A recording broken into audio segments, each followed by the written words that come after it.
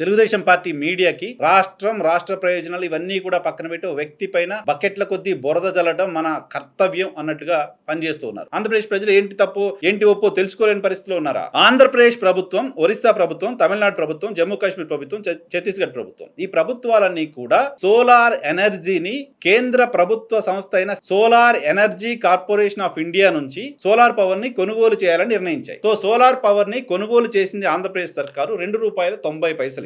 ఈ రోజు దేశంలో ఎక్కడైనా ₹2.90 పవర్ దొరికే పరిస్థితి ఉందా? కంటిన్యూస్ గా ఒక్కొక్క సమయంలో విద్యుత్తు ఒక యూనిట్ 15-16 కూడా పెట్టి కొనుగోలు చేస్తున్నాయి ప్రభుత్వాలు పీక్ అవర్స్ లో. అలాంటి సందర్భంలో ₹2.90 ఆంధ్రప్రదేశ్ ప్రభుత్వం సెకీ నుంచి విద్యుత్ కొనుగోలు చేయడం అనేది రాష్ట్ర ప్రజల ప్రయోజనాల కోణంలో మంచిదా కాదా మాత్రమే చూడాలి కదా. మార్కెట్ లో రూపాయి దొరుకుతుంటే జగన్మోహన్ రెడ్డి సర్కార్ పై ₹2.90 కొంటే అది రాష్ట్ర ప్రజల ప్రయోజనాలని దెబ్బతీసినట్లు, నష్టం చేసినట్లు. మార్కెట్ లో ₹5 కొంటే జగన్మోహన్ రెడ్డి సర్కార్ పై ₹2.90 కొంటే అది రాష్ట్ర ప్రజల ప్రయోజనాలు ఏ రకంగా దెబ్బతీసినట్లు. Point number 1. పాయింట్ నెంబర్ 2, ఈ విద్యుత్ కొనుగోలు చేసింది ఎక్కడి నుంచి? ప్రైవేట్ కంపెనీ నుంచి కాదు, solar energy corporation of India నుంచి. ఇది కేంద్ర ప్రభుత్వ సంస్థ. కేంద్ర ప్రభుత్వ సంస్థ దగ్గర రాష్ట్ర ప్రభుత్వం ఒప్పందం చేసుకుంది విద్యుత్ కొనుగోలు చేయడానికి సంబంధించి. అదే జరిగినప్పుడు కేంద్ర ప్రభుత్వ సంస్థకు సంబంధించిన బాధ్యత ఏది మరి? సో తెలుగుదేశం పార్టీ మీడియా మీ బురద చల్లడం వెనక ఉద్దేశాలు ఆంధ్రప్రదేశ్ ప్రజలకు తెలుసు కాబట్టి సో మీరు ఇటువంటి పిల్ల చేష్టలు పక్కన పెట్టి ప్రజల ప్రయోజనాల కోణంలో వార్తలు రాయండి.